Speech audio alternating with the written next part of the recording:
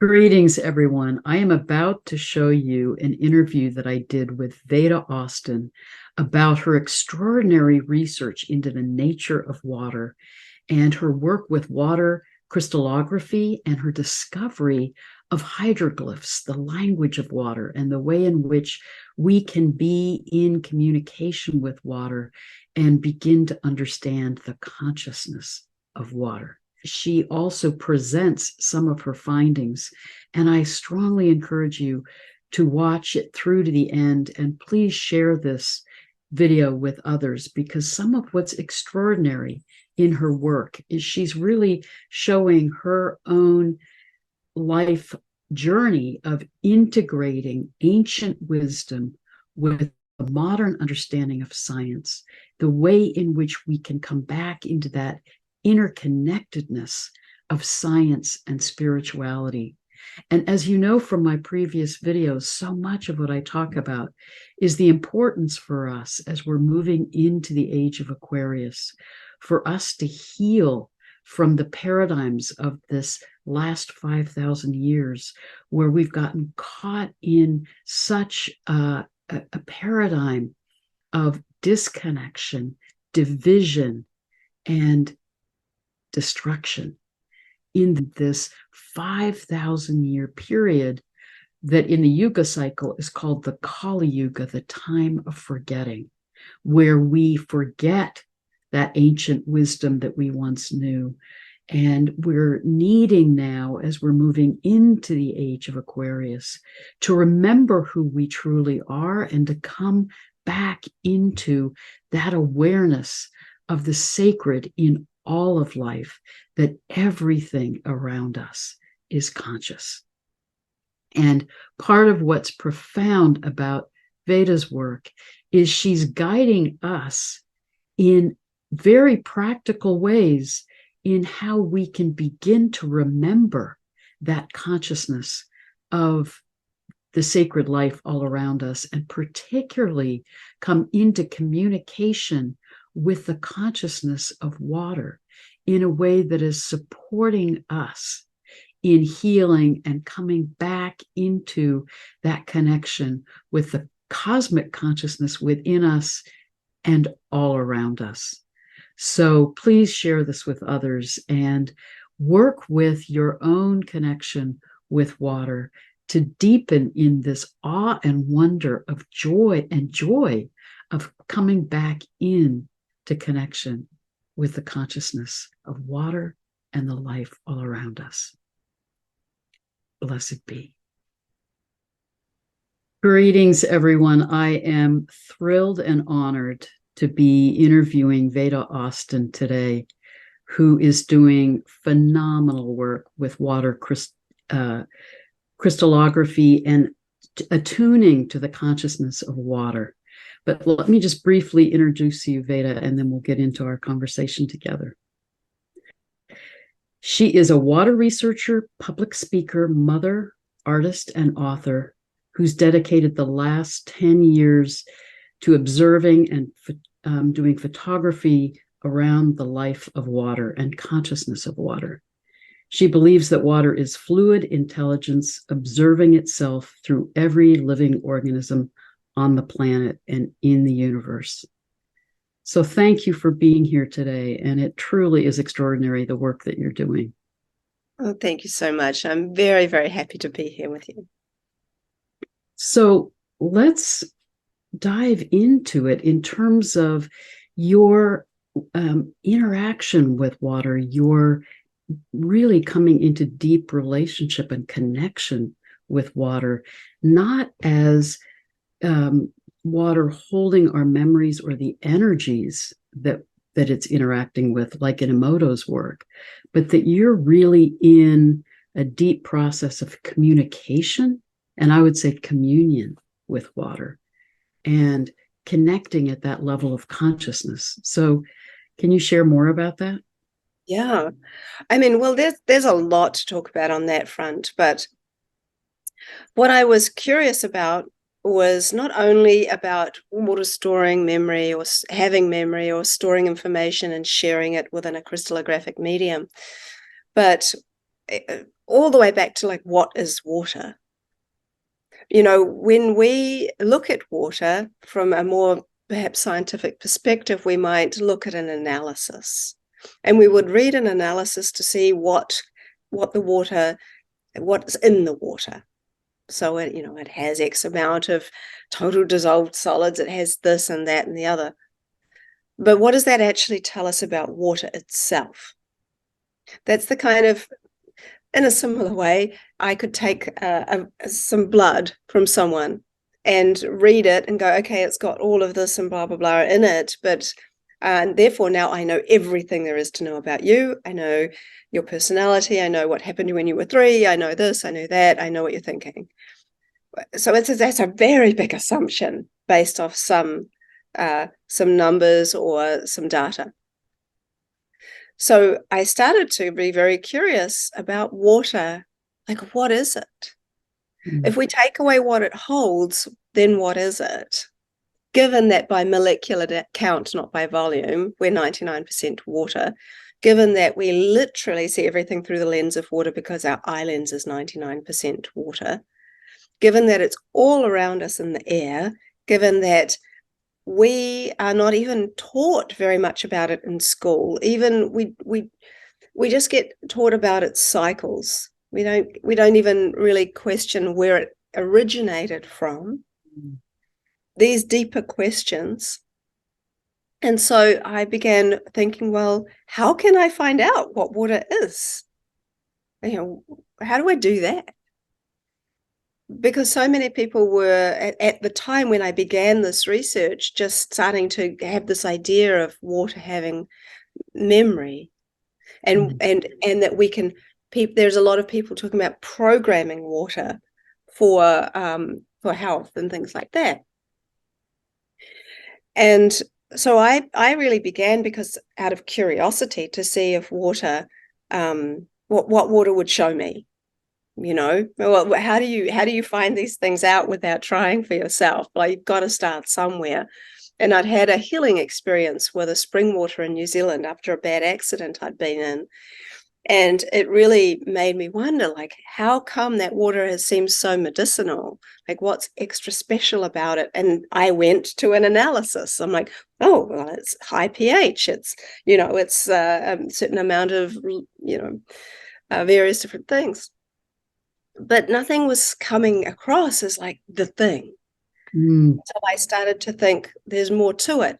So I thought, well, you know, let's look at what Tesla said. If you want to know the secrets to the universe, look at frequency, energy, vibration.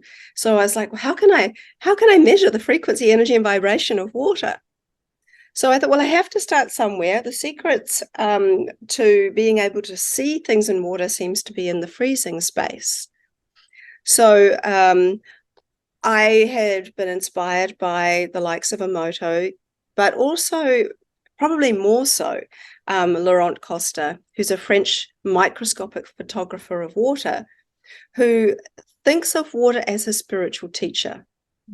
So he didn't want to experiment on water at all, because he thought that water is alive. And even from the Maori perspective, my father is native New Zealand Maori, we think that water is a living being, and that our ancestors are even in the water. There is a responsibility to care for it. And it's no coincidence we call it a large area of water, a body of water, and that headwaters, you know, and is scraping the belly of the lake. These are all aspects of a living body. In ancient times, water wasn't called water, it was called the waters. When the Romans brought plumbing into being, people could see their waste being taken away by the water, so they started calling it water only. And we reduce it even more so to H2O. So I think there's a new renaissance of how we start to see and appreciate water now more than ever before. It's starting to happen. So what Laurent was doing was he was just trying his best to be the observer. So he would flash freeze a little bit of water. Sometimes he would have smiled at the petri dish or the thing of water that he held it in first. before he froze it. And he was literally getting smiley faces in the ice. He was, and see what you've just done, the idea of seeing a smiley face in the ice just makes you smile. It's so it was amazing. And he was seeing hearts, he was seeing fish, he was seeing imagery that was relative to the moment before he froze it, his facial features, or something he was thinking about over a period of a day or even a week. He started to see imagery that was very clear and relative, on top of seeing geometries like Emoto did. Then there was Thomas Hieronymus, and Thomas was a radionic engineer. And the more I read about him, actually, the more I start to realize what a genius he was. But he made an observation that when he went into a Parisian meat market on a very, very cold day, that the freshly placed organs of an animal appeared to be affecting the way the frost froze on the glass behind where it was placed. For example, the frost would freeze into the shape of a liver organ above a liver organ, and so on and so forth. And his hypothesis was that there was some kind of life force energy still emanating out of the organ, even though it was no longer attached to an animal. And he put that down to there being water in the blood. And each organ has something called a sonic signature. Mm-hmm. So that sonic signature of the liver organ, for example, was still in place. And because water communicates with water in different stages, the liquid water was communicating with the water in the air, and that water in the air took that information, and as it hit the glass, it froze into the formation of the information. And so the signature pattern, I guess, of the liver organ was taken and basically kind of like paint. It's like water painting, right? Literally water painting, and creating this form and design. So I thought that was very interesting, because he was seeing it with his naked eye. Mm. So I'm like, well, okay, I want to try. There's the secrets in the freezing, where in the subtleties, where the unseen becomes seen. So I just put some water in a dish, and where there's a bit of fluff floating around in it. So I put my hand in to take out the fluff. I was like, oh my God, consciously thinking, I wonder if my hand will have any impact on the water's memory. Because until you do something yourself, you don't really know. You know, we take so many things just at face value, but it really makes an impression on you when it's real for you, when you see it yourself. And so I thought, well, you know, I don't have a microscope, so I'm just going to stick it in the freezer, in my freezer. I'm going to freeze it and see if anything happens. Zero attachment to an outcome. But a few hours later, I pulled it out of the freezer, held it up to the light, and I took a photo on my iPhone that has launched nearly 44.5 thousand photos of water responding in an incredibly intelligent way. So I saw an image that looked like an X-ray of my hand. And I say it in my hand, I inherited my mother's crooked fingers on either side here. And the image of the X-ray hand had crooked fingers where my fingers are crooked. So it was kind of scary. It was almost a little freaky when I first saw it, because firstly, I wasn't expecting to see it. And then I'm like, yeah, must be a fluke. You know, that brain starts doing that. But then I showed the picture to my son and some friends, and like, without them knowing what I'd done, they were like, oh, it's a hand. It's kind of a creepy hand, but it's definitely a hand. And then I went to the seaside to get some seawater, because I thought, well, if water's going to be naturally informed, it'll be the ocean. And I put it into the freezer, and I was sort of nervous to pull it out, because I thought, if I see something relative to the ocean now, then maybe this is a real thing. Like maybe there's something here. and so I pulled it out and I took a photo. And it was of this amazing fish. It was very, very clear. And then I just kept on going until after about a year, I became more familiar with Dr. Jerry Pollack's work in the fourth phase of water and the work of Marcel Vogel, who they both talk about this fourth phase, the stage between liquid and ice. So I started to open my freezer earlier and earlier to see when is it actually freezing. And this is actually going to get to the point of your question. And I was like, opening it. At about 5 minutes, I noticed there was ice underneath and liquid on top. So I took it out of the freezer, took the liquid away and took photos. And there was such clear imagery in the crystallography, and it was such a thin layer of ice, and there was so much on there. And it was just like a quantum leap from having completely frozen ice.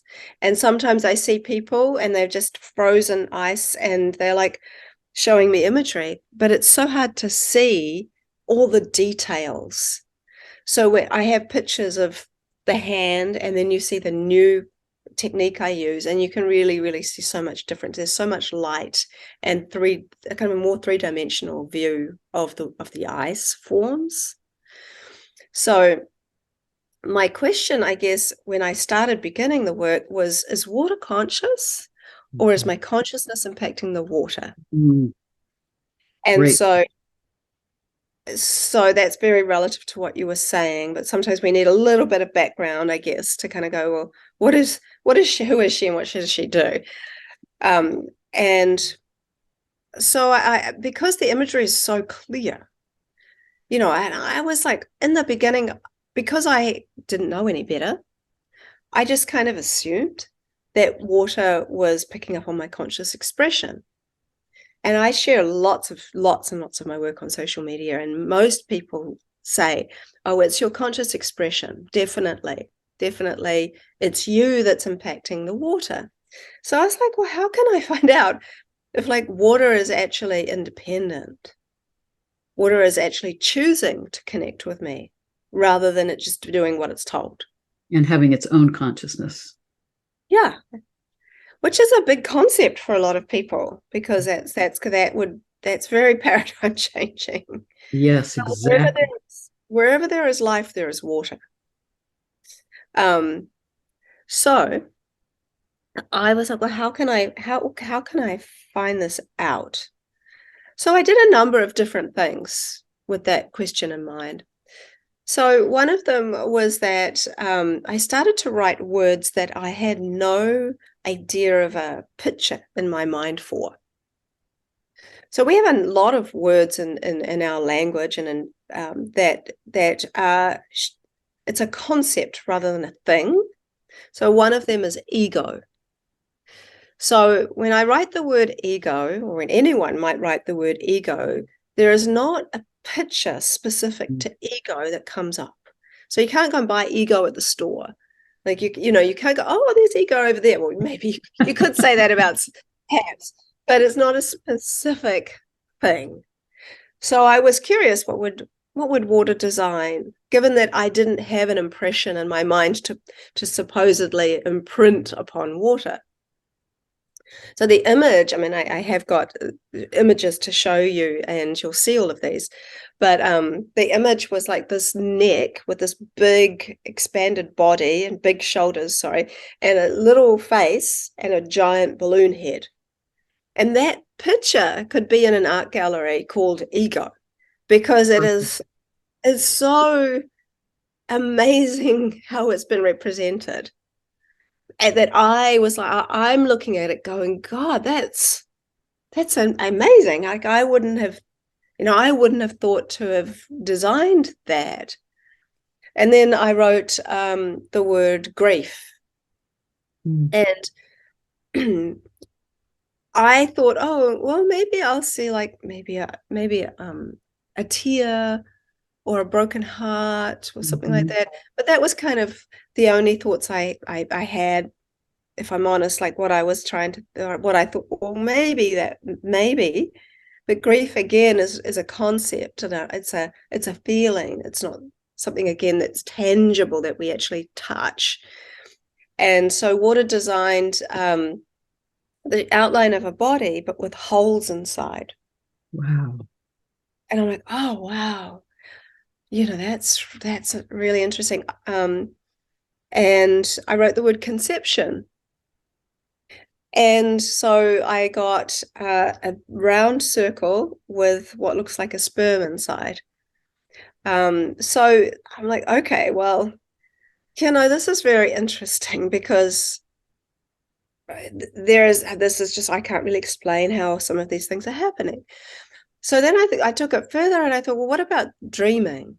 When am I not consciously, actively participating with water?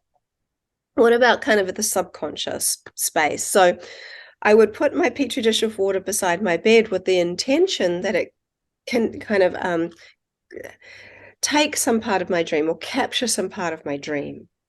And then I would always sleep in the dark. So a lot of people ask, can this work in the dark? Do you need light?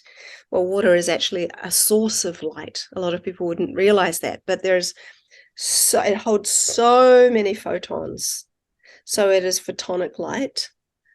And we'll get into that a bit later. But anyway, so when I'd wake up in the morning, and I'm sure you've experienced this, I think most people have experienced this, where you've had a dream, you're trying to remember the dream, furiously trying to remember the dream. It's like, come on, dream, like I know you're gonna get there in the end. But the more you try to grasp onto it, the quicker it goes away. So when I'd wake up and not remember my dreams, that's when I would freeze the water. Because if I remembered, then I could easily be projecting what I was thinking into the dream, into the petri dish, sorry.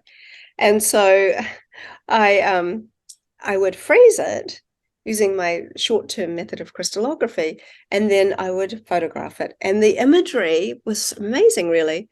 Some of the dream imagery was some of my clearest images.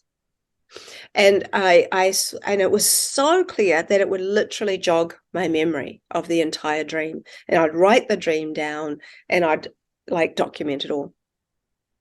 But how is it that water can accompany me in the dream time?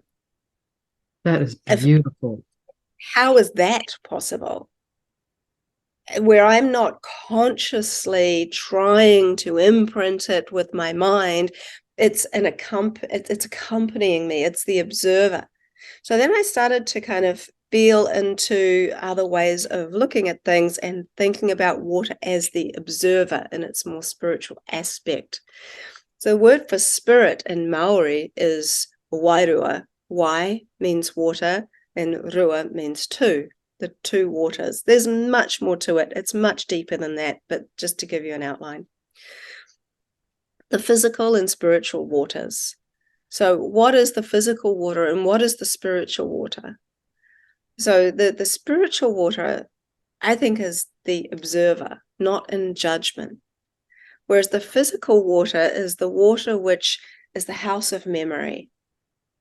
So if we think about our life, our entire life is a memory.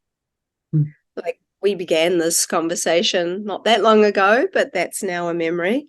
So when we watch videos, we're kind of, we're watching like this anyway, we're watching memories.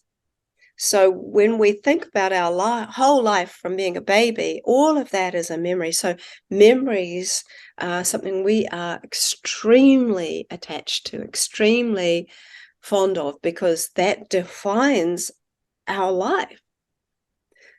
So what's interesting is that we have both the abilities within us. We have the ability to observe ourselves, and we have the ability to store memories. So when I think about distilled water, which lacks the salts and minerals, I think of distilled water as only the observer. Whereas I think of spring water or salt water, or salt water with minerals and salts in it, to be able to have both the ability to observe and participate. So that's a very interesting and deeper concept. which is then kind of looking at all of these aspects of water and spirit. So, you know, when someone dies or something dies, it's the water that leaves the body and the salts that go back to the earth. Even if we're cremated, it's the salts that are actually the ashes of a person that remain. So we kind of made of these immortals. You know, you look at water, we label water as dead water if it's polluted or whatever, and that's dead water over there. But actually it doesn't die. It will always transmute from one stage to another. It reincarnates all the time. Salt's an interesting one, because I think it's because of the salts within us that we're really able to have this memory house of the physical body. And the salts are crystals, and crystals store vast amounts of information that we have in all of our technology. But you put salt into water, it dissolves, it disappears. But when the water evaporates, hello, there's the salt, and back into its cubic form. So it didn't die, it just transmuted, and then it changed again. It's this shapeshifter. So these are really interesting aspects, because if you, pardon the pun, and you boil down what we're made of, we're salts, water, minerals, and consciousness. And this is the basics of life. So I'm looking at this all going, well, if water actually has its own original voice, what can it teach me? And I stopped going from this idea of I want to program the water so that I can have the best water, and we have that immediately creates a segregation, a hierarchy, some kind of I'm still better than you aspect. And I didn't like that, because it didn't feel real, because I actually was working with an intelligence, because I was seeing it constantly communicating with me. So I went from really not knowing, thinking, oh, well, maybe it must be my consciousness impacting the water.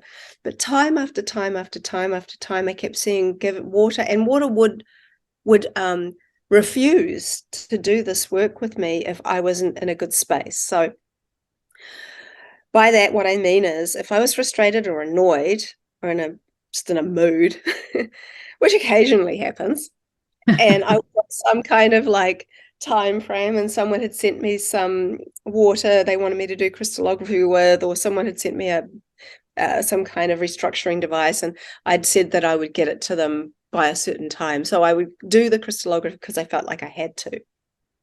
So I'd attempt to do crystallography when I was in a mood, and like a frustrated mood particularly, and it just wouldn't play with me. It would not design any coherent pictures.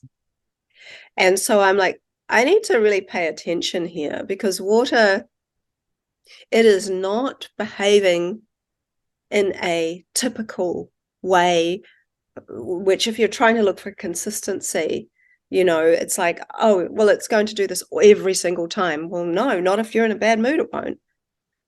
And yet, if I was sad, it would design sad faces, because it would see me. So even if I was, say, for example, here's a cup, I was like, put the cup in the water and moved it, and think, oh, let's do a crystallography on a cup. It would just completely ignore it, and just was just show me how I was feeling. So water is much more interested in what we're feeling than what we're thinking. And this has come through time after time after time after time. A friend of mine, who was one of the first people to start using my method, she had a dog, and one of her dogs had also passed. So she had two dogs, and one dog was still alive, but he was sick. And he was an Afghan dog with a long nose. And so she had gone ahead, and she'd been worried all week about this dog, right? But she'd gone ahead and somehow had shown the water some tulips or something. So she was sort of had this idea that maybe water would show her tulips. But instead it showed her a very clear image of her Afghan dog.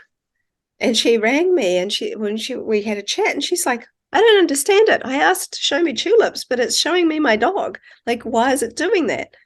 And I said, well, water doesn't do small talk. Like I said, it's more interesting. You know, it's incredible. It's like the water has empathic attunement, and it's mirroring back the deeper process that you're in or the feelings that you have. And it's interesting if you think from an astrological perspective of the different signs, different water signs. So you have Cancer, Scorpio, and Pisces. Cancer is like the surface of the sea. It would be the emotions that are on the surface that we're aware of. Scorpio, what's held in the unconscious and our deeper unconscious memories. And then Pisces is that spirit of oneness. It's spirituality, cosmic consciousness. And water seems to carry all of those layers. Oh, yeah. Yeah, I'm a Cancerian, so I understand. But it's also interesting coming into this age of Aquarius, because Aquarius is the only sign that is actually holding some a container of water, and it's pouring it out. The water bearer pouring the living waters, and from that ancient perspective, it's living energy. And you and I had contact before about the symbol of Aquarius dates back to 40,000 BCE at least, and is our oldest known symbolic motif.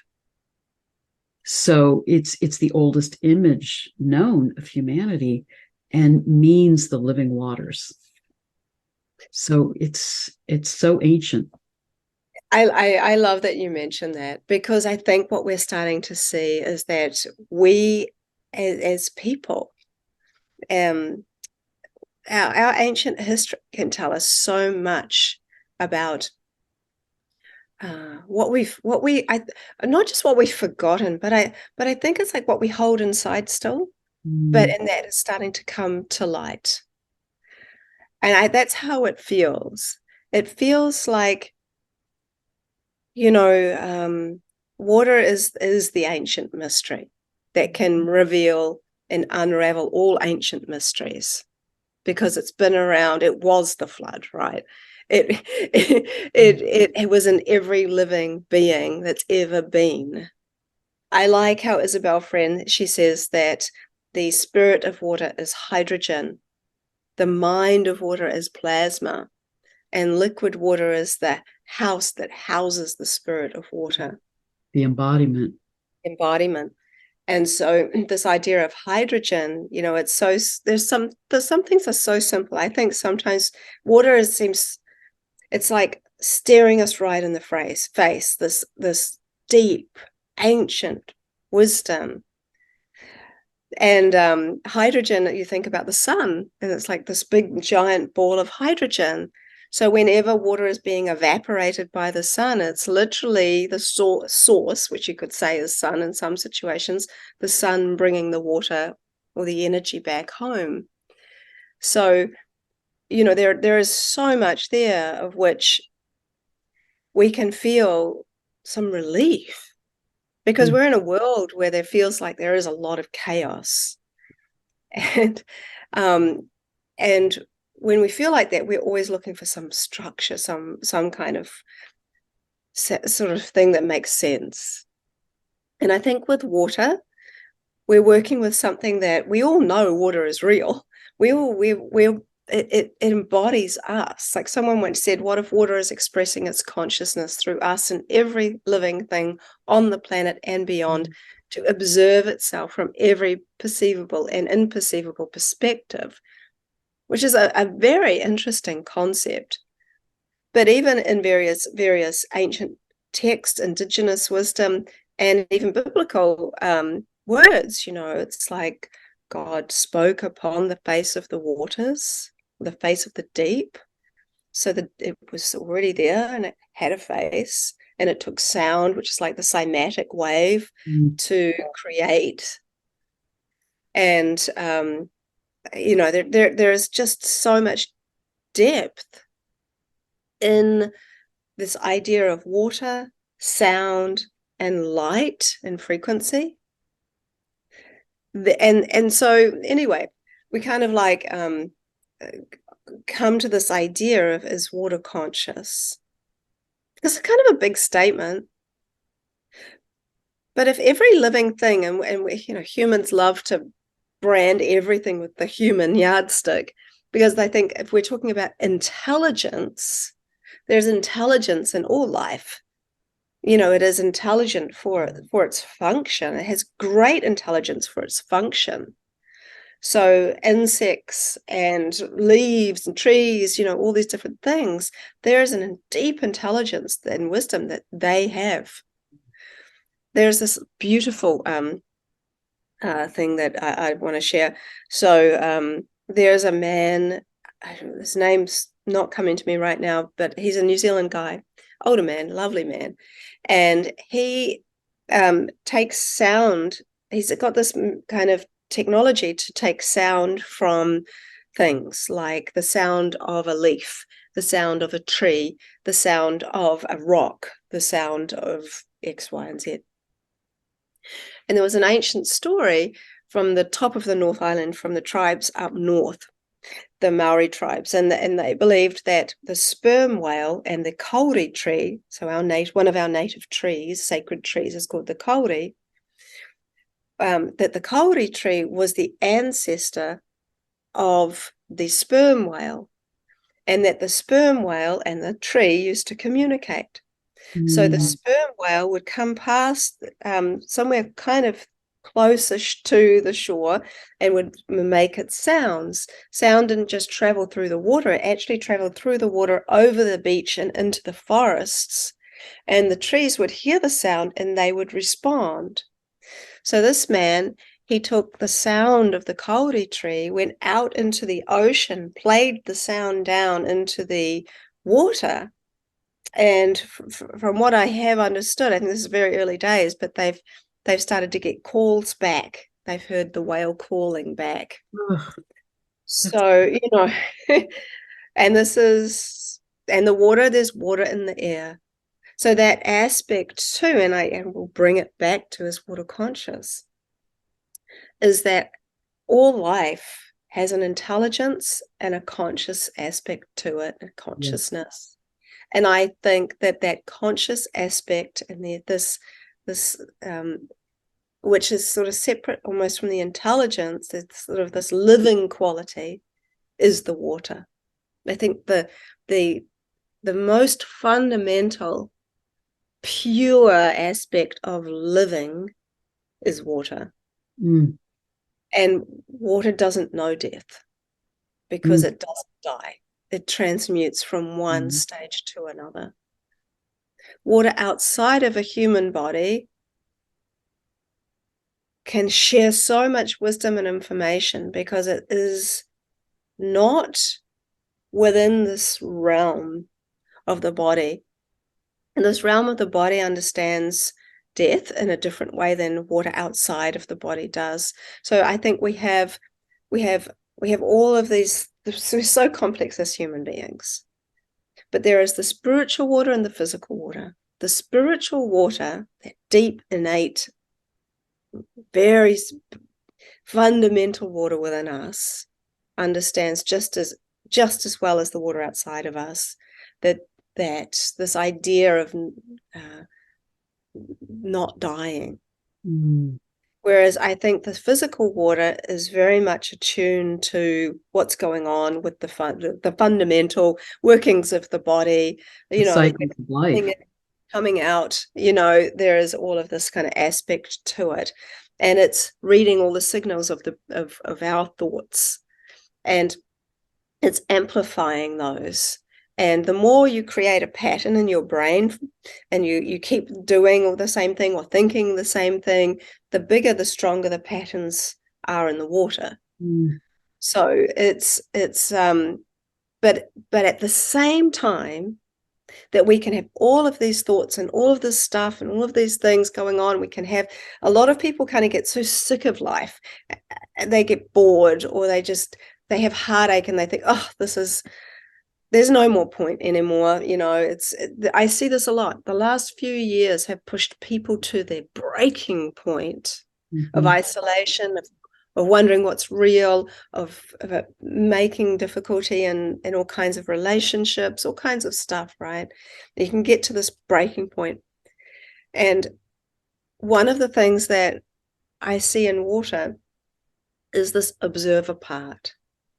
So several people who have had time to really go into a deep meditation, some people who have taken psychedelics, some people who are just naturally able to become the observer of themselves.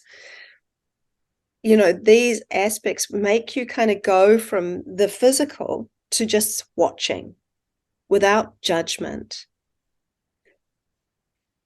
You're still alive, you're still working, but you are still also observing yourself. So my son broke his wrist when he was skateboarding some time ago. And we had to go to hospital to have his wrist set. And it was pretty bad. So they needed to give him some drugs. And so they decided to give him ketamine. And the doctor was saying, your son's going to be here, but he's not exactly going to be here. He's going to be kind of awake, but not really awake. So I'd never seen anyone on ketamine before. So he injected it. Within 4 seconds, my son was like, what the didn't finish the word. And his eyes are bulging, his mouth is open, and he's just like looking around the room. You can see he's watching things. The nurses go straight to work, yanking on his arm, doing the stuff they need to do, putting on the cast as fast as they could. When Rama finally came around, and it took so long, finally he comes around after having a full experience. I said, well, what happened? And he said, oh, Mum, I was in the corner of the room and I was like watching them do all the stuff they did. He said, I saw, and you were laughing with the guy over there and the da-da-da. And then he said he went down all these wormholes and did all kinds of other stuff. But he was able to observe his physical body from another perspective. When you speak to people who have had near-death experiences, many of them will say similar things. So I've interviewed a few. One of them is a friend of mine called Hone Edmonds. His heart stopped beating for 28 minutes. He ended up writing a story about his experience, but what you often consistently hear is the sense of rising, and then the observing of the body being resuscitated before they go on to something else. And there is no attachment, or sometimes not even a recognition that that's their body. So they are the observer. Because we have electrical charge in our body, it gives off enough electrical charge that we can measure. Like heart math measures this charge. Water in the air is attracted to electrical charge. So even though we can't see any water in this air, there is minute tiny particles of it in the air. So it is attracted to our electrical charge, which comes out of us, giving us essentially a liquid crystal antenna, which is picking up information, sharing it, and that enables us to have our intuition. So when we go into a room and something just feels off, that's because something that's off is often a little more dense. Our body is feeling and having communication with the water in the air that is telling us, oh, there's something happened here. Or when we meet someone, we feel like that we've known them forever. Quite often what we find with people like that is that their patterns around them that they are creating from their own energetic field match the patterns of someone else, and there's an immediate liking for that person. But when we have a very, very different pattern, there's often immediate disliking, or like I don't know, this doesn't feel right. So we are literally walking around with this like spider web of information around us. You know, what's incredible in what you're saying, Veda, is, well, first of all, I think some of what's profound about your work is your capacity to be in this research from both a left brain, right brain perspective. That, you know, our current culture is so left brain dominant. Let's analyze things. Let's break it down into its component parts. And part of the shift that we're in moving into the age of Aquarius is reclaiming those right brain ways of knowing that are about empathy, intuition, visual ways of knowing, being in relationship, being in connection, empathic attunement. And you're really working with both those ways of knowing in your relationship with water. And prior to 5,000 years ago, we were right brain dominant as a species. And I do believe in the ancient cultures, they understood that way of being in communication with the consciousness of everything around us. And we're regaining that now. And I think that's part of what's so profound about your work. You're guiding us in how we can remember that and reclaim that. But the other thing that's extraordinary in what you're describing is that water is holding our soul self as well as holding us in our embodied self. And it, in its consciousness, it seems to be an expression of cosmic consciousness in its presence, transcendent all around us, and in its immanence in all that is. And its cosmic consciousness creating life and then observing itself. Does that make any sense? Oh, you've said it so beautifully, honestly. This is what I think is happening, really. And I wonder if there's any of this left. We tend to miss things when we kind of reduce them. So Yeah. one of the ways in which, yeah, one of the ways that my work works is that I do like the water science that's out there, because it is also quite supportive of my work. Yes. Then there is the art, and I always say art is the heart of water. And then there is the conscious aspect. When you weave them all, I call it weaving with water, you actually get a bigger picture. Scientists completely missed what is termed now as the biggest organ of the entire body, which is called the interstitium fluid, or the interstitium, which essentially is within the fascia of the body. Which is the whole entire body is full of fascia, And so when they were studying it, they were studying dead tissue. So if you want to learn about life, I think we need to study life, living things rather than dead things. So by studying the dead tissue, they could see where there were these empty tubes. And they were like, oh, yeah, that's interesting. But they didn't understand that when finally they had the technology to look at the living tissue, those tubes were full of water, of this gel-like water.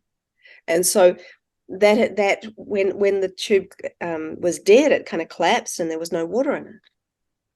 So they missed that by just studying the dead tissue. Right. And so in a similar way, if we only look at water from a perspective of, if we're just looking at it as just this H2O, an object, as a thing, as like something that is, and even as a sort of reductionist in the element aspect of it. It's like, oh, we've done a great job of labeling things to try to make them make sense to us, and it's part of the way we've learned to communicate. So I'm not saying that it's bad or good. It's not coming from that place, but by working with, I guess I'll backtrack. I've discovered water kind of communicates through this crystallographic method in 3 types of ways. So the art is there, and we can show some pictures in a minute. That might be nice, because pictures speak 1,000 words. There is signature patterns. So you can identify the type of water it is by a pattern that certain patterns. So I call signature patterns. So we know tap water looks a certain way and filtered water looks a certain way, etc., etc. Then you have something that I've just called hydroglyphs, which I I think could be one of the biggest discoveries I've ever made, outside of what tap water's taught me. Mm. So I'll The kind of language expression of water. it is, and so a hydroglyph essentially is an ancient language. It's of symbols. So to say I have one hydroglyph, I have to have seen the same symbol appear using the same word influence at least 50 times. Why am I using a word influence and not other things? Well, I have used other things too, but I'm keeping it to that for right now. And it's not that I only use English. I do use the same word in different languages. So it seems there's a universal language. What water's doing is reverse engineering a static word back to its primordial function. This is kind of similar to what hieroglyphs are about. They're sharing entire concepts. They weren't designed to be spoken. They were designed to be seen and felt. And so... Did you know that hieroglyphs actually emanate energy? So it feels like the hydroglyphs are emanating energy and holding this archetypal awareness of the core of whatever it is you're asking it to demonstrate. Yes. And I think certainly in the English language, like Hebrew was quite different, but in the English language, it's very linear. So like, a pen here is like, oh, that's a pen. But what if I said this is the energy of a pen? Mm. The energy of a pen is very different than just the pen itself. Mm-hmm. So water is recognizing the energy or the source of the word, and the symbol that we're seeing. What's fascinating about it, other than its repeatability that I'm seeing and all of that stuff which science needs to see to feel like that's real, is that it's not created by a human being or anything in a body, right? What we're seeing is that it's been created by a life force energy, which is not held back by time and space, connects all things and all worlds and all life, and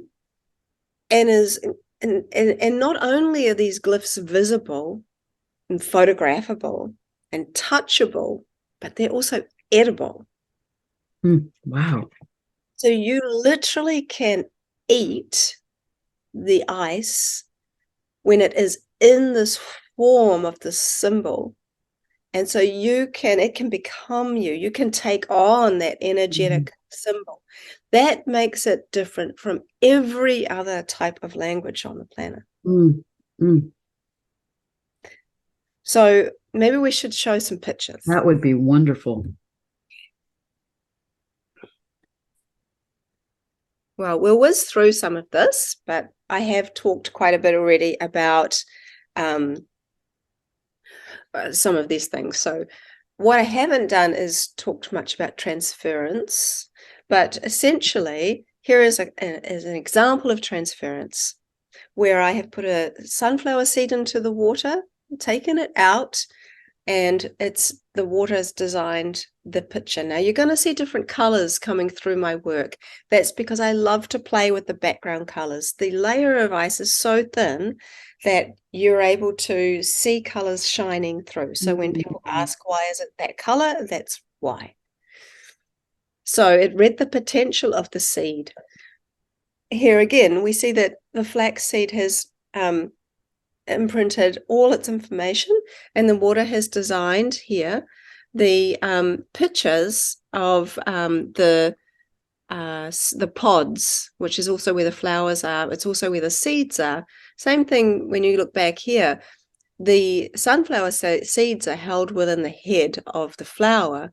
So the seed is also showing you where it came from. Oh, beautiful. But when we see a pistachio shell with no nut inside, it designed the shell, but no tree. So This is very quickly my technique. This is where I would take it out normally, where there's ice. In between these little ice things here is water. And this is the second stage of freezing. So I've sort of rudimentarily put it into 3 categories of the stages of freezing for water. This is stage 1. I would call that the spirit stage. This is stage 2, where it's like an ice sandwich and you can see the water stuck between. I think of that as blood. And the solid here is body. Mm. This is some examples of signature patterns. So when someone, for example, and this was taken within an hour of collecting fresh spring water. So all of these patterns actually stem from the hexagon. So it will take too long for me to go into all the details of that. But essentially, this tightly packed star in the middle, that will open up and the fern things fall off to eventually it will become just a hexagon shape with nothing inside, and that will eventually become a dot. The other aspect that happens is this fern will come off and just become a fern, which will then, the leaves will fall off, which will be lines that look more like this, which will eventually just become a line. So tap water is just a mix of lines and dots, essentially. So there's a lot of variation between these, but these are the 4 main signature patterns. And as water has been kept in a bottle for over 72 hours, it would have changed from this already to start looking more like flowers, which is on its way down to becoming a dot. So here are some examples of some of my work. The picture influences here on there and on over here. So you can just get a bit of an idea. So water is hexagonal in nature. Its blueprint is a hexagon. So when you see water here has designed a 5-pointed star, you know that it has actually taken on the impression of the starfish. What I've done here is I've put my petri dish of water on top of these pictures for 30 seconds. It's not too long. It's not too short. It's a myth that you need to leave something on, water on and something for hours or days, and that's going to make it stronger. Water isn't in that kind of mode. It's very quantum, if you will. So it will often, if you're in right relationship with water, know what you're thinking before you even do it. This is just sort of protocol. And then there are hydroglyphs, this is just one example of what a hydroglyph looks like. Now, without me telling you what this is, your viewers and you can like look at it and think, well, what is it? What does it feel like? Like, what does that kind of look like? You know, and what does it feel like? So you get to feel a hydroglyph and you kind of look at it. You think it's kind of maybe feathery. Maybe it looks like the patterns of wind on the water. What does it kind of make me feel like? And this is the hydroglyph of the energy of the word air, A-I-R. Wow. We know that hydroglyphs have multiple meanings attached to one glyph. So when we see this and you start to feel into it, you can go, oh, well, maybe it has something connection to feathers. Maybe it connects to flight, and that still connects to the word air. And so all of these sort of things that we feel into and think into relate. But imagine you have that and then you can literally eat that. There's so much more. It's very tangible. So this was that very first picture of the hand that I mentioned earlier. Oh my goodness, look at that. It's like an X-ray. Really, it is. And then I played with different ways that water likes to work with pictures. So I thought, well, what if I show it faces? So I put my dish of water on top of my friend Wendy's face here. And we joke, I have coffee with her a lot. And it's like, you've become the face of water, Wendy. So obviously it designed her face. But then I thought, what if I show water this picture, that the picture it designed? What if I use that as an influence? So here you can see what it designed when I did that. It designed like a negative of the picture, of its picture that it designed. It's like it's playful. Oh yeah, water definitely has a sense of humor. Here are just some other examples of faces. Some where I've overfrozen here, you can see it's a little overfrozen, but you can still see the beard and the face and the eyes and all the rest of it. Here's some ideas of water understanding anatomy. So here my son put his finger in the water, it designed his finger. Here's where I put my thumb in the water, it designed my thumb. What's interesting is when we zoom in here, you'll see a little chip at the end of the ice nail. Well, I actually don't have it here. But 3 hours after doing this, I chipped my nail in exactly the same place. So it's like a past, present, and future. It can guide us in remembering and reclaiming what we need to remember, but also guide us into knowing our potential and what we're capable of. That's exactly right. So this little doggy sniffed the water and it designed his nose. I really love that picture. This little guy up here, I was at a cafe and I saw a bowl out of water for thirsty dogs. And a schnauzer dog like this little guy was drinking from the water. And so I literally asked the waitress if I could have a takeaway cup for the dog bowl water. I tried to some degree to explain what I did and that I wasn't completely crazy. And I just took it home and I froze it and it looks like an etching. Every single one here has a story behind it, but would be here for a long time if I went into all of them. Here you see where I've put the flower in the water. Many are very physical. So here's some satisfying ones, I think, where people can actually see what I've done, where I've put the certain objects in there. Now, I work a lot in my kitchen. So I am just playing with handy things, So here you can see I put the coin in the water and there's the coin. This is an interesting one where you see the butter knife is on top of the dish, but these two coasters are there and they weren't part of my intentional influence, but water designed them. So we can see that water is showing me there that it is picking up on everything. It's not just picking up on what I'm specifically telling it to do. Which again confirms that it has a consciousness. It's not just responding to your intention or your energy or what you're asking of it. And often water won't do what I'm showing it. It will show me some other aspect or something completely different that's close to it. It definitely has a kind of mind of its own. If I am arrogant, and I remember I was doing the sound of Om, and it would create this kind of spirally type of pattern. So when I played the sound of a gong, I just kind of assumed that water might do the same thing from the sound of Om. But water wasn't having that. So instead it designed the actual gong with a mallet on top. So here we see some consistencies. I'm putting pyramids in water and seeing these pyramid shapes appear. Here we see some more consistencies using eggs. There's the other's egg here for the two. This is other people's work. I teach people how to do this. It's really fun. It's really simple. A lot of these pictures are from children. Children don't tend to have that critical mindset that we adults kind of tend to.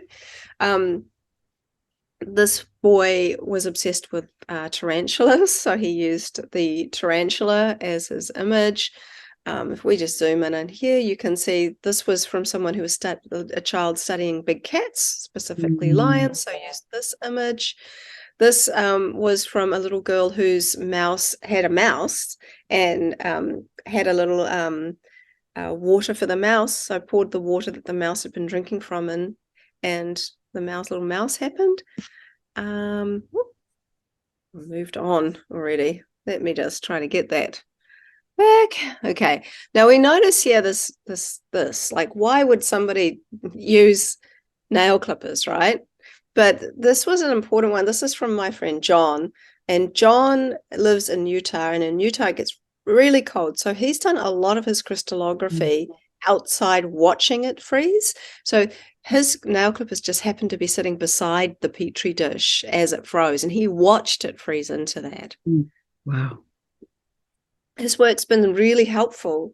So we can then prove that, yeah, it's not the freezer blowing in a certain way that's creating these shapes. We're seeing it freeze outside like that too. Here are just some more images. My daughter did this where she was thinking of a unicorn, and you can see it designed the unicorn. Here she drew a picture of a horse and got the horse. There's this one a lady sent in to me who has chickens, and the chicken was trying to put its claw in the water when standing all over the water bowl. So she used that and got the chicken claw. This guy, even though it's a solid frozen piece of ice, still you can see the imagery. Looks like a bullet hole in the back of the head. Oh my goodness. So here we've got the power of words and the evolution of hydroglyphs. So I like this quote: when the human race learns to read the language of symbolism, a great veil will fall from the eyes of men. Now we're going to fly through some of these just so I can get to a last bit. So this was, I mentioned this. This is conception. Artificial intelligence. I did not have a specific idea of that either. So it's very interesting when you imagine that this is liquid water that went in, and it designed this metallic thing with things that look like wires and this round weird thing over here. Ego. Here's the ego picture with the neck, the big shoulders, the little face, and the big balloon head. That's perfect. Yeah. Grief, the outline of a body with holes inside. And there's an energy around the person too. Yes. Now you think this is the same picture, but it is not the same picture. This was crystallography using the same word a few days apart. The word was ayahuasca. Now what you'll notice is a familiar pattern.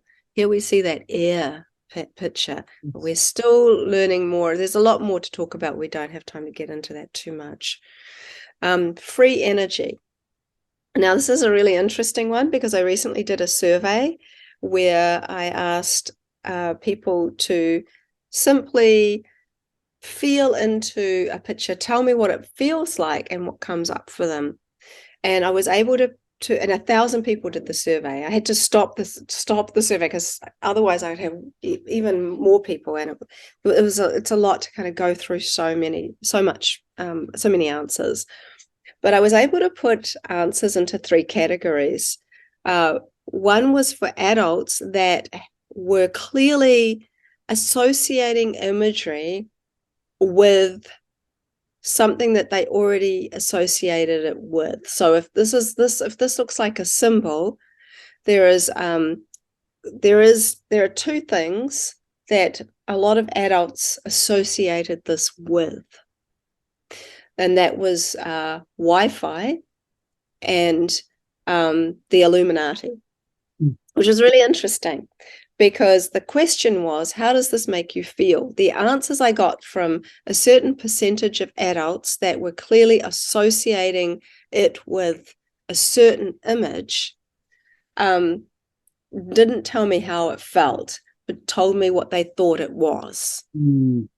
So then there were a larger group of adults who intuitively said it felt like energy, it felt like radiance, it felt like emanation, things like that. And then I had a very small group of children under 7. And I think I had about 8 children under 7. Every single one of them explained how this made them feel. Answers included moving shapes makes me feel tickly. Another one was looks like my grandma in heaven makes me feel happy. Another one was makes me feel warm and safe. Another one said makes me feel happy. Another one said makes me feel tickly.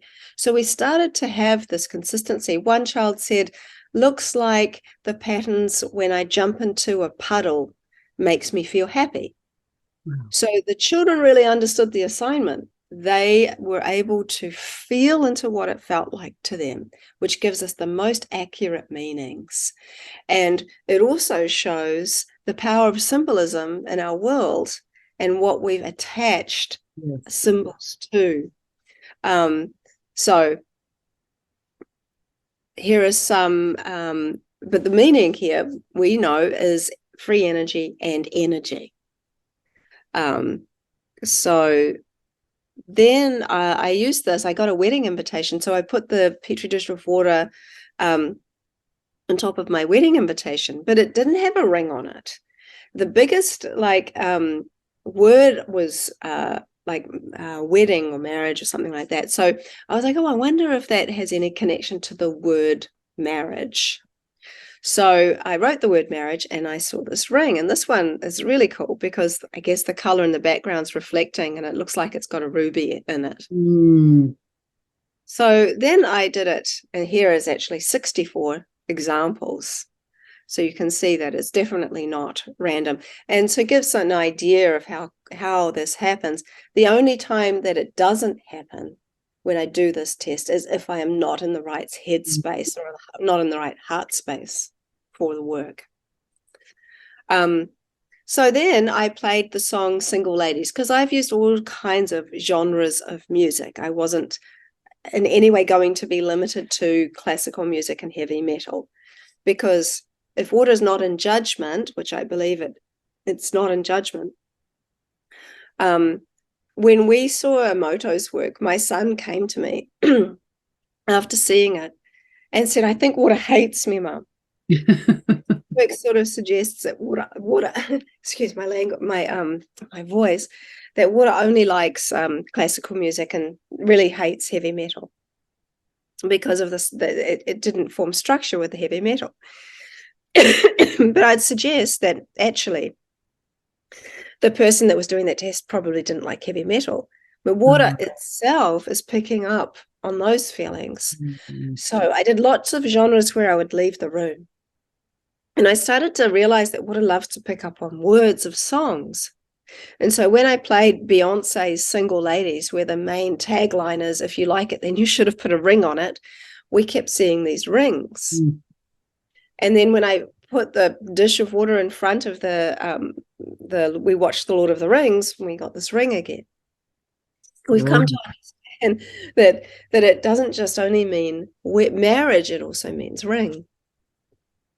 But what about other languages? So here I wrote snow in Japanese, and it designed something that looks like snowflakes. I wrote the word pugio, which is dagger in Latin. I wrote the word pyar in Hindi, which means love, and we see this heart. Then I wrote love, and we see a heart. Then I projected love into the water, and we see a heart. And kept on doing that and kept seeing hearts. Then I wrote the word love in my mind's eye, which is actually harder to do than you might imagine. Literally writing it, seeing it, and I wrote it in capital letters in my mind's eye with my eyes closed. And then I opened my eyes, stared at the water, and froze it. So if you look here, there's the L, O, B, and E. So that directly reflects on Gennady Krokolev's work, which I'll talk about in a second. I wrote hi and I saw hi. I said hi and it wrote hi. I asked water, do you know my name? It wrote my initials. This is just as a reference. This is how I link my initials. It wrote my initials. And then this year, which was much later than when I did this one, I said, do you know my Indian names? So I have two Indian given names, Veda and Karan. So here we see VK and something up here that looks a little like Hindi as well. I played Fly Me to the Moon, and you can see FLY.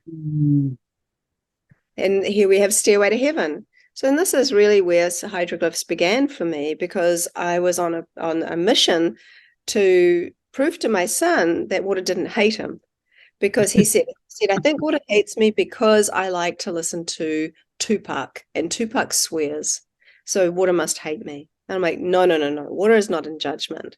Certainly not in judgment of Tupac either. And so I played all genres. And when I did multiple different repeat studies of certain songs, like Stairway to Heaven, I kept seeing something that looked like a ladder or a stairway in the ice. Mm. And that led on to me writing the word and seeing it in there, and which led on to a bunch of me doing it so many times. So here's another one that came from music, whereas the song Message in a Bottle by The Police. And I saw this very interesting design. So I wrote the word message and I got the same design. So here they are side by side. Mm. And here's 64 examples of them after using the word message. Well, what's interesting is there's tips about tips. At the tip of some of them, there are hearts, and at the tip of others, there aren't. So, for example, where we go, here's like a heart. This one doesn't have it. Some do, some don't. So there's a bit of a heart there.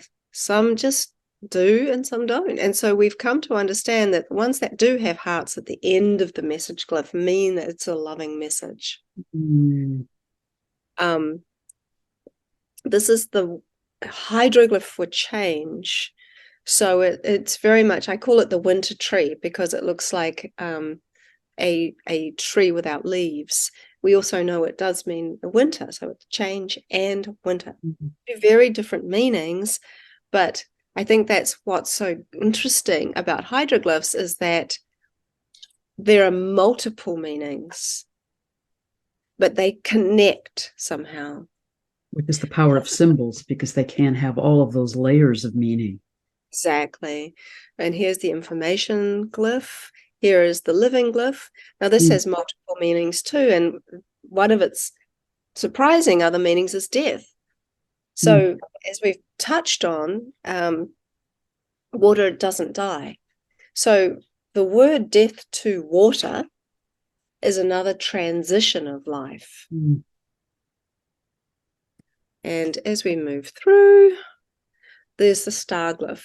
Now, we've also come to now know that I can add in here. So I need to have seen it 50 times to say I have one. So we have light, guidance, and imagination. Now, we also know that it means memory. So it's kind of an interesting one too. So it's like a before, a past and future. So, but in the idea of memory and imagination instead, which I think is really clever. And here we have the coin glyph. We know it has the energy of money and abundance. Someone said, well, if water is so ageless and clever and all of this, why would it have anything to do with money? Money's the root of all evil. And I'm like, well, if this is a language, we've been sharing kind of and trading for so long, and this is a language, so we can't just pick and choose what feels right for us and what we think should be there and not be there. There is a relationship that we have with wanting to give back for something that somebody's done for us. So this is the energy of money. So it offers you the opportunity to go, what is my relationship with the energy of money? Do I even ever thought about that?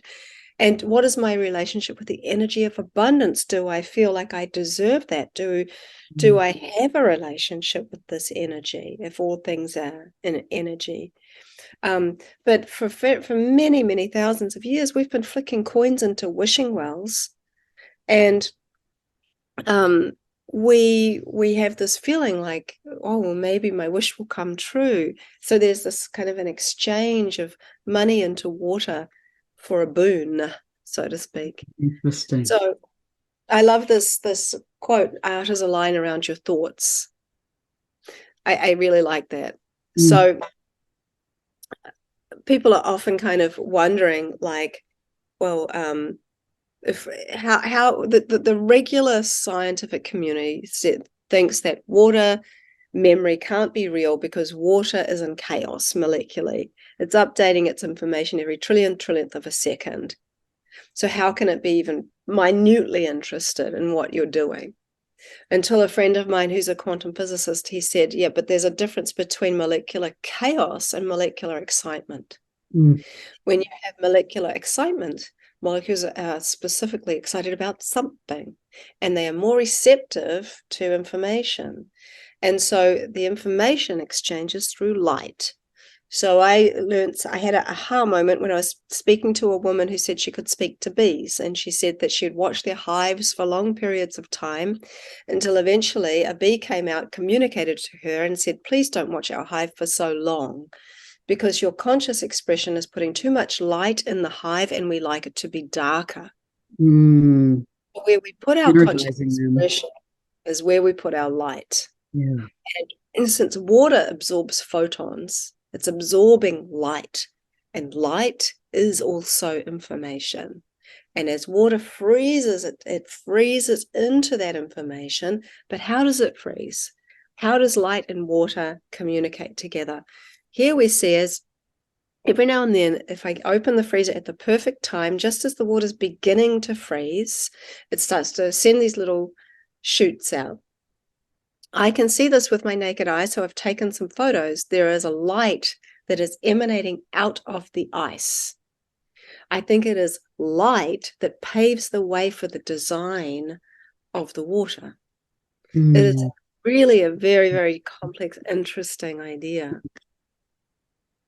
Now, I mentioned Laurent Costa. I think we need to see his work to really grasp how cute it is.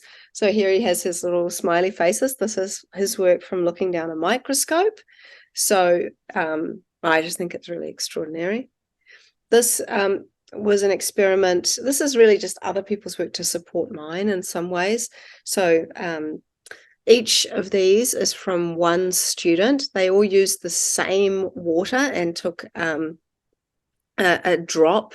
And so it shows that each person, the water has taken on a signature pattern of the person. So these 4 drops all look the same again here and again here. So it shows that there is an immediate relationship between the water and the person. Mm. Luc Montagnier, won the Nobel Peace Prize for discovering AIDS. Sadly passed away recently. He was very well known within the water community for his DNA teleportation. He would have here 2 neighboring but physically detached test tubes, which were placed within a copper coil and subjected to a 7 hertz frequency. One tube contained the DNA here, and the second one was water only. After 17 hours, the gene fragment was recovered from both tubes, even though one should have just contained water. I mean, that's a big one. Imagine then what happens through intimacy, through living with people, through all of these kinds of things, I'll whiz through this really quickly, but I think it's really cool. So this man, Rene Pioch, did an experiment of telekinesis. Basically, these little chickens, they kind of fell in love with this robot because the robot was the first moving thing they saw when they hatched. And so they bonded with the little robot. The robot was designed to move in random patterns on a piece of paper. It has this little frame so it wouldn't fall off the table. So it just randomly does this. The chickens were put in a corner of the little container box thing. And they were put in the corner, just in the one corner. And their love literally made the robot stay in one place and just draw little pictures close to the chickens because their chicken love literally pulled it closer. But when they introduced rabbits, the rabbits were afraid of the robot. So the robot went back to doing random patterns. When they put a candle on top of the robot, the rabbits liked the light. So they literally drew the robot back to drawing patterns near where they were. Now, this is a man I really love talking about. His name is Gennady Krokalev. He was a Russian scientist and psychiatrist, and he worked with psychiatric patients for 20 years. He was inspired by some other evidence that was given to him by his brother that suggested that the retina of the eye is able to project images that can be picked up by a camera. So he is using here a Zenith camera. It's a black and white camera. He's got this kind of scuba diving mask, which is the lens is taken out. He's only photographing the retina of the eye. This is on one of his patients. I've actually seen videos of this, and it's done in quite a relaxed way. There's someone else asking the person, like, what are you seeing? Because they were having hallucinations, they were having visions, and as they would have a hallucination or vision, they were saying, what are you seeing? They would write it down, they would document it, and they would take a photograph. The photos were remarkable. So out of the 200 patients that he had, 117 of them were able to say and confirm that the images, that the black and white images from the photos resembled or were what they were seeing. And that was really remarkable. And you have to remember, the images I'm going to show you in a second, this is from the light of the eyes. So this is not like taking a clear shot we're used to taking on our phones, right? This is a highly different thing. But it's fascinating. So sadly, Gennady Krokalev, he had just had a major discovery, and he rang his brother and he said, oh my God, this is going to change the world. And 3 hours later, he was found hanging, which seemed very suspicious. His stuff was classified. It's very, very, very hard to find any of his photos now. So here are only 3. So here in Russian, this says antlers. Here you can see the outline of a face. This in Russian says snake. So we can see here, oh my goodness, this is really interesting. There are these images that are being projected from the eyes. This was repeated by more Russian scientists in the last 15 years. And rather than using some people who had, psychiatric issues, they used someone who could remote view. So the scientists would stand behind a wall and hold up numbers and shapes. And as she tuned in to this, what they were holding up, someone would take the photo. It's the same setup. They used a scuba diving mask and took the lens out and did the same camera and everything like that. And here are some of the results. Here is a number 1. Here is the triangle that she was tuning into. And they ended up doing a whole documentary, which is called something along the lines of Thought is Material, It's Proven. And it's in Russian but there is one which has very, anyway, it has some bad dubbing on it in English, but it's worth listening to. So this is a fascinating, because there were 2 ideas behind it, one more popular than the other. The most unpopular one is that there is a secondary realm of consciousness, like another realm that actually can be picked up by the sensitivity of the camera in some ways, kind of like orbs, and that some animals can potentially see that we can't. The other is that the brain sends information to the retina of the eye, which is mostly water, and that the ancient Egyptians knew and understood had a high amount of DMT in it also, which is what they say is the way in which we see the world is filtered through this DMT lens of water, a watery DMT world. Anyway, so what they were saying is that the information from the brain is kind of like a chaos. It's sent to the retina. The retina rearranges it and puts it into order, and then puts it into picture form, projects it out like a hologram, which can be captured on camera. That's a really interesting idea, because when you're looking at my work, rather than it being necessarily in the mind's eye, although I've done that work, it's reading the heart. It's reading the intuition you know, our intuition, our gut is kind of like a combination of our brain and our heart. And that's where water is really, really also playing an interesting role in our intuitive world.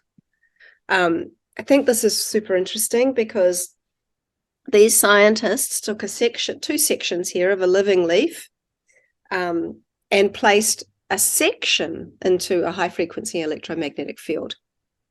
But rather than seeing the dissected part, the entire leaf was presented, less the parts which were taken out. And it's often called phantom transference. And I think that relates to the idea of the phantom arm. You know, when people have amputated and they still feel that that's there, it's because we do have a subtle water body. And it has got full memory of the physical body in health. This is molding to consciousness. I used to work in schools prior to the last few years. And I'd teach the children my process. We'd do all kinds of projects in relation to water science and water art. So I'd get each child got their own, I think, a cup of water. They'd project a thought into it, write the thought, write their name. And because at this particular school, we couldn't use their freezer, I took them all back and I was going to freeze it when I got home and do each photo for each child and take it back to the school as a donation. But my daughter, this was at my daughter's school. And so my daughter got sick that night. And it was a week before I could do the crystallography. And when I finally got to look at all the samples, I noticed that 3 of the samples had mold growing on them. One of them was my daughter's, and she'd had a cold for a few days. And what was fascinating is that the mold had molded to the conscious expression that was projected into the water. So here, this is my daughter's, and she was thinking of a happy face. This is this boy who was thinking of a dragon. Wow. And the other one was a hippo, and I just can't find that photo for the life of me. But I rang the school and I was talking to the teacher, and she said, "Oh, let me just have a look." She said, "You know, the children whose ones got mold on them, they were all away from school at the same time with the same bug." This is just another very simple idea of water speaking to water and coming into a similar vibration. When women have over millennia, you know, they've talked about when they live together, often their periods come into sync. Well, this doesn't just happen with humans, it happens with rats and hamsters and chimpanzees and golden tamarins. But even though millions of women for centuries have been reporting this, it isn't, science still isn't on board with it. They don't think there's enough evidence to support it. And then healing by proximity. So I did some studies with egg albumin because I'm often thinking about what water is the most naturally informed. It's got to be amniotic fluid. And since I wasn't able to easily get that, I thought eggs would be a good next step. So I use the thin part of the egg white, not the gloopy part of the egg white. And when you freeze that, with healthy free-range fresh eggs, you get 6 patterns, and they kind of look like this. With caged hen eggs, they only look like this. These are the 6 patterns that I've named because it seems that I'm the first person in the world to have actually been interested enough in egg albumin to discover this. These are the 2 most rudimentary, the pollen and the star. So we've found that caged hen eggs will only show the 2 most rudimentary patterns. So I did a test where I put a free-range egg in the center and surrounded it by caged hen eggs to see if anything would change. Here's my controls, and here's the results. So we can see that the free-range egg still is showing those volcano patterns, but there is a lot of improvement in these caged hen eggs surrounding it that were closest to it. The ones furthest away improved, but not as much. Here we see this. This is the second test, same idea. Those are the controls. Here we see the free-range egg still looks very typical of a free-range egg, but you see major improvement. for the ones that were the closest to it. The ones surrounding it were improved, but not as much. So we're seeing healing by proximity. Yes. So I think that nature is looking to improve rather than downgrade, especially in the embryonic stage. I also think that information transfer is possible because the egg albumin is 90% water. And given that these eggs weren't fertilized, it's fascinating that information is still transferred to the caged hen eggs, meaning that the potential for life was there from the beginning. And my personal takeaway from this, given that by molecular count we're 99% water, is that if we heal ourselves, we heal others. And then I think, is that it? Oh, and I guess I'll end with this. This is why tap water has been so important to me. Tap water gets the worst rap of all the waters, especially within more spiritual communities. There is a water snobbery going on, and I'm not talking about this from a drinking water perspective. Yes.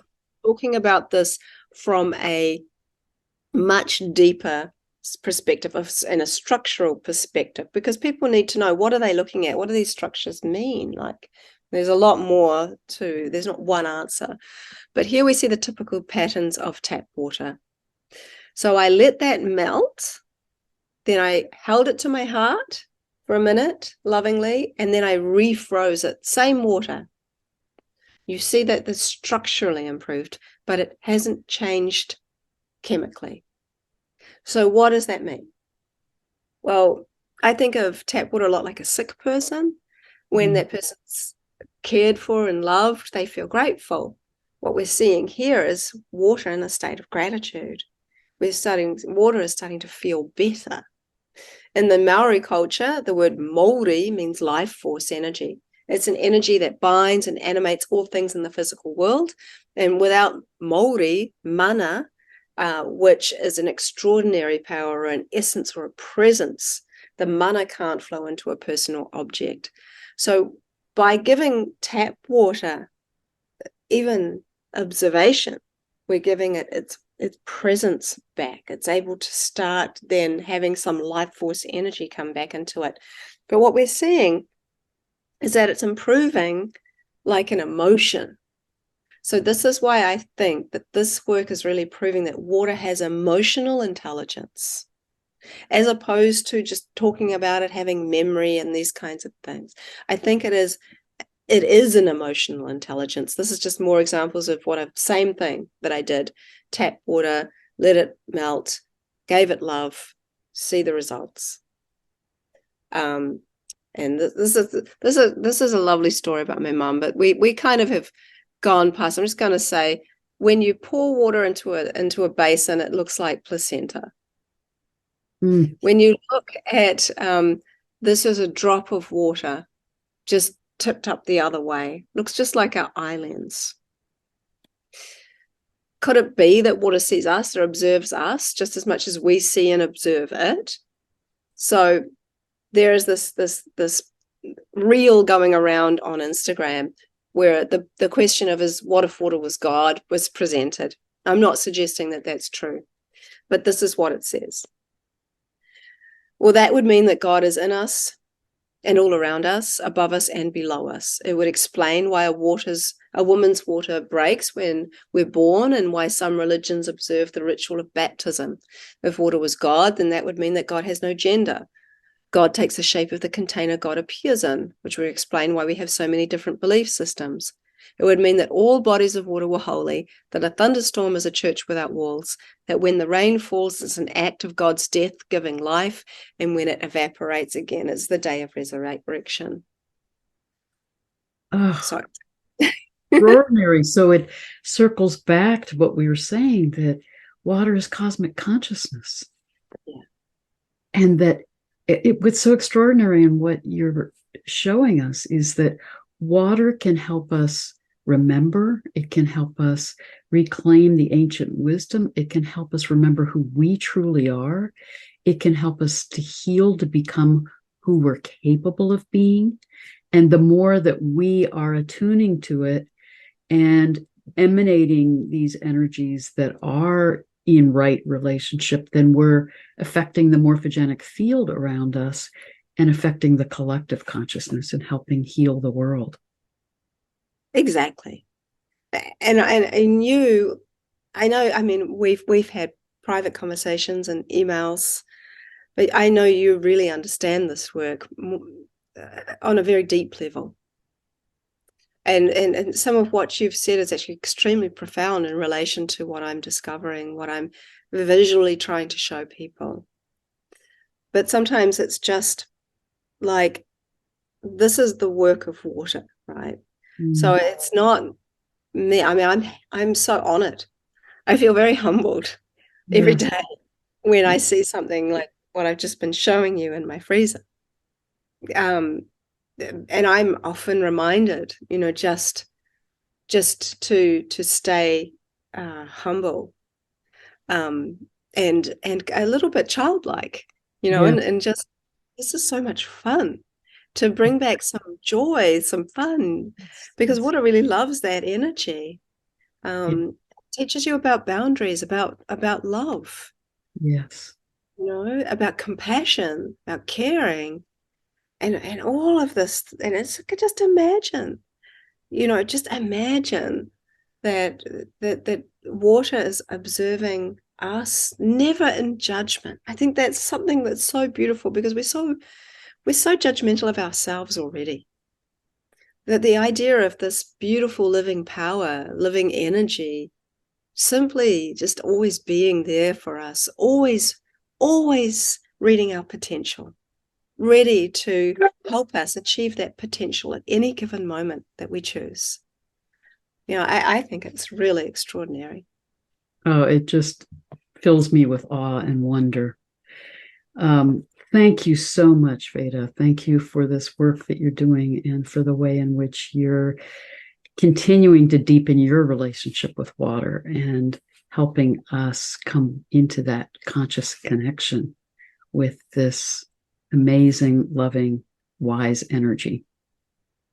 Thank you so much. Blessings to all of you.